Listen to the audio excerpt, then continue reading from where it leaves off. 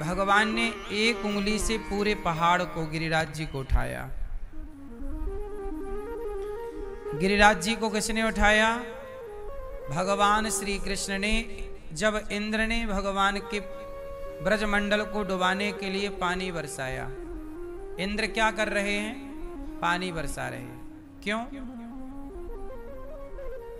इंद्र को लग रहा है कि पता नहीं ये भगवान है कि नहीं। सोचिए, आप यदि अच्छा काम करते हैं तो इंसानों की क्या कहें, देवता भी आपसे ईर्ष्या और द्वेष करने लग जाते हैं। भगवान का इतना नाम हुआ, इतना बढ़िया काम किया भगवान ने कि इंद्र को भी ईर्ष्या हो गई कि पता नहीं ये भगवान है भी कि नहीं।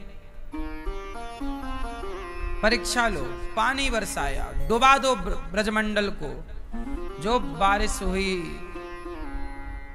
भगवान की शरण में ब्रजवासी आए। प्रभु आपने कहा कि इंद्र की पूजा बंद करो, देखो इंद्र नाराज हो गए। गिरिराज जी की पूजा आपने कराई, इंद्र हो गए नाराज। अब क्या करें? अच्छा, देवता नाराज हो जाते हैं जल्दी, पर भगवान कभी नाराज नहीं होते। इसलिए हम सनातनी लोग देवताओं की पूजा नहीं करते। किसकी पूजा करते हैं? और देवता चित्त न धरई, देवताओं को चित्त पे हम लोग नहीं रखते। इसलिए कहता हूं, किसी की भी पूजा मत किया करो, किसी की भी पूजा। और देवता चित्त न धरई। नंद बाबा इंद्र की पूजा करते थे, भगवान ने बंद कराई कि इंद्र की पूजा बंद करो और गिरिराज जी की पूजा करो। जब गिरिराज जी की पूजा हुई तो पानी बरसा, ब्रजवासी शरण में आए, रक्षा करो, अब तो डूब रहे हैं हम। तब भगवान ने एक उंगली से पूरे गिरिराज जी को उठा लिया। और जब गिरिराज जी को उठाए तो गिरिराज जी की तलहटी पे हो गया गड्ढा। भाई पहाड़ उठा लिया तो वहां क्या बन गया? गड्ढा। तो उस गड्ढे में सारे ब्रजवासी आ गए। तो बारिश का पानी गड्ढे में भरने लग जाए तो शेष भगवान ने क्या किया? चारों ओर से कुंडली मारकर, सांप कैसे बैठता है ऐसे गुढ़ी मारकर कुंडली, तो चारों ओर गिरिराज जी की कुंडली मार ली बलराम जी ने। शेष अवतार है ना, ताकि एक बूंद पानी उस गड्ढे में प्रवेश ना करे। सबकी गैया, बछड़ा, ग्वाल वाल सब आ गए गिरिराज जी की तलहटी पर और सबके प्राणों की रक्षा भगवान ने की।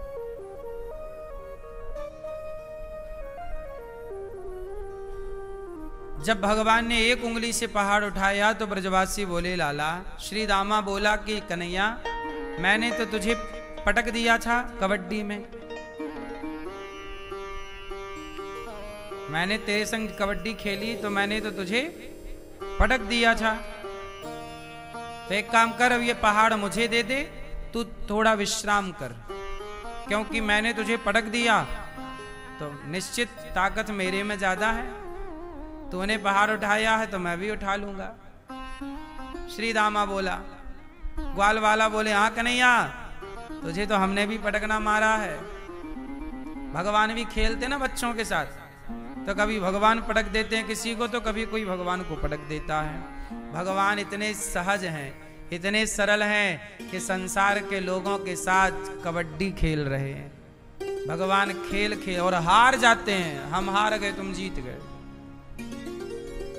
भगवान श्री दामा खेल खेलते हैं। बोले, जो हारेगा वो जीतने वाले को पीठ में बिठाएगा और हारने वाला बैल बनेगा।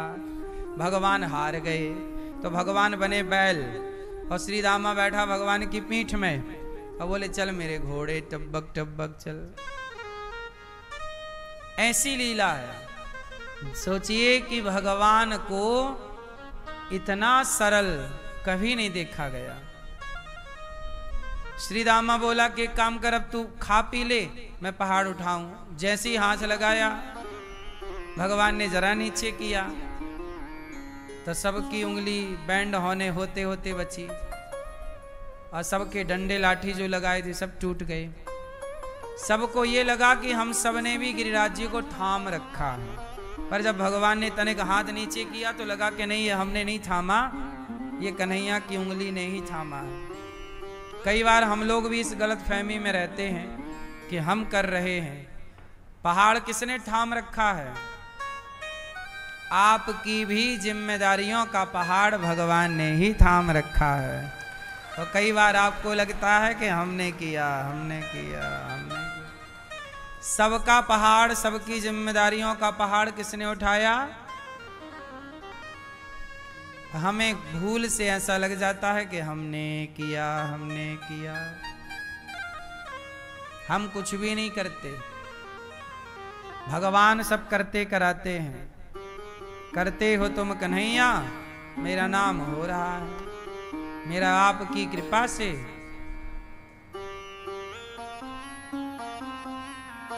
भगवान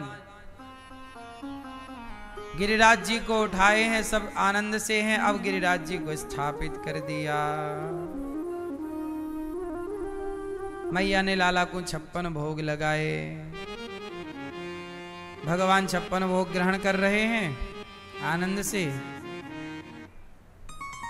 इसके बाद क्या हुआ कि एक दिन नंद बाबा स्नान करने गए यमुना जी। तो रात को 2 बजे ही चले गए। अच्छा, रात्रि के समय नदियां विश्राम करती हैं, इसलिए कहते हैं रात को किसी पेड़ की पत्ती नहीं तोड़ना चाहिए, फूल नहीं तोड़ने चाहिए, नदी में घुसना नहीं चाहिए, क्योंकि ये सारे लोग शयन करते हैं। ऐसा भाव है, हम सनातनियों का भाव है कि जैसे हम सोते हैं ऐसे ये सब विश्राम है, सबका विश्राम होता है। तो नंद बाबा रात के 2 बजे चले गए। उन्हें लगा 4 बज गए। उस जमाने में घड़ी तो होती नहीं थी, मुर्गे से ही काम चलता था। मुर्गा क्या बोलता है? तो यहां मुर्गा भी आया है क्या? कुक्कड़ों को बोलता मुर्गा। तो मुर्गा, अच्छा ऐसा है कि नंद बाबा को कंफ्यूजन हो गई कि सवेरे के 4 बज गए, 2 बजे गए। तो रात को वरुण देवता के जो पार्षद थे, उनके सेवक, वो पहरा दे रहे थे। नंद बाबा पकड़े गए तो पकड़ के वरुण देवता वरुण लोक ले गए। नंद बाबा का कमंडल कपड़ा सब वहीं रह गया। नंद बाबा गए। सवेरा हुआ, यशोदा मैया बोली कन्हैया तेरे बाबा को पतो ना है कहाँ चले गए सकारे से। खोजबीन करी, मिले ही ना बाबा।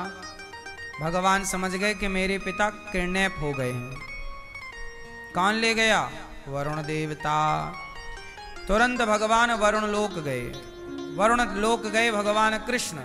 तो वरुण देवता ने प्रणाम किया, प्रभु आपकी जय। क्या हुआ? भगवान कृष्ण बोले, वरुण देवता हमारे पिताजी को आप यहां ले आए। बोले आपके पिताजी कहाँ हैं? तो भैया वो बांध के पटक रखा था किनारे। अब नंद बाबा बोले, लाला मेरो कन्हैया यहां, वो बड़े बड़े देवता आपको दंडवत प्रणाम करें। वरुण देवता बोले, महाराज आपके पिता नो एंट्री में घुस रहे थे, सो पकड़ के ले आए।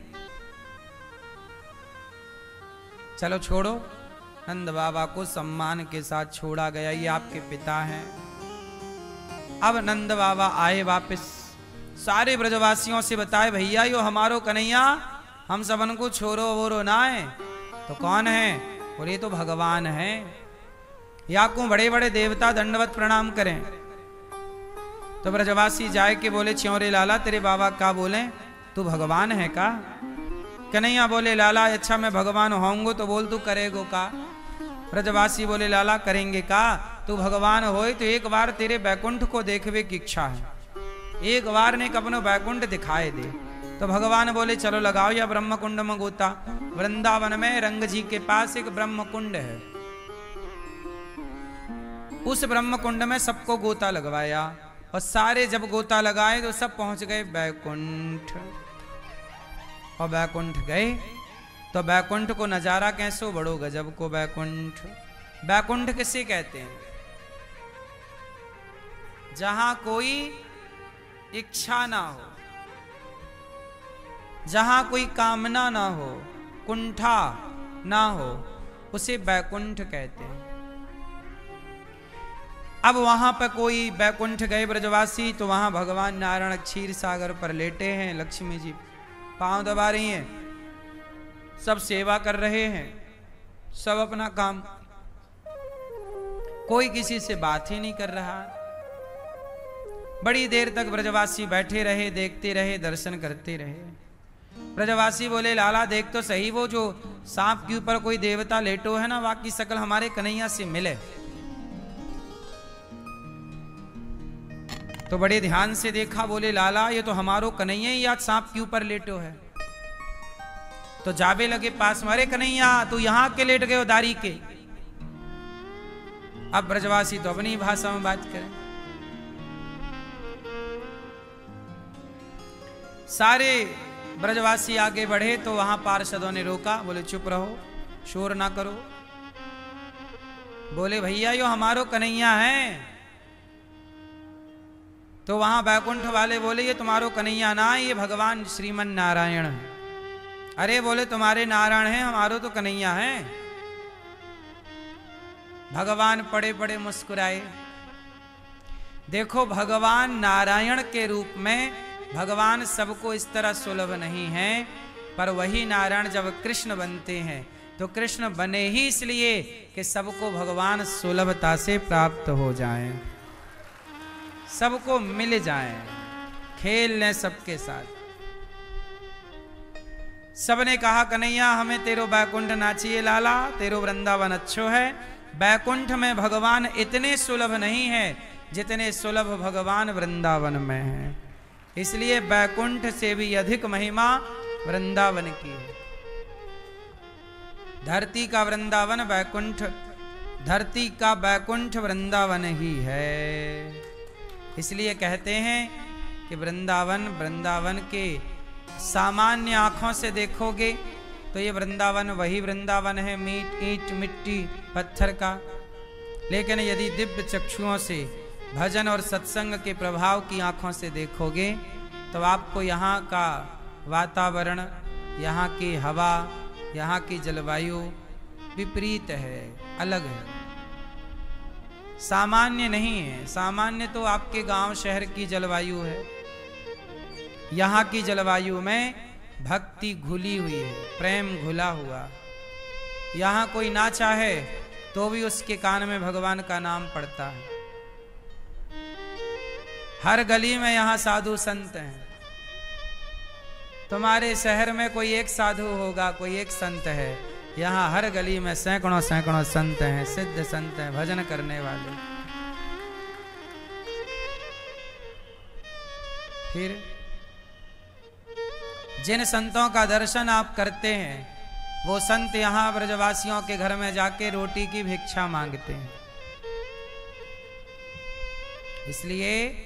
इसलिए वृंदावन के वृक्ष को मर्म न जाने कोय, डाल डाल और पात पात में राधे राधे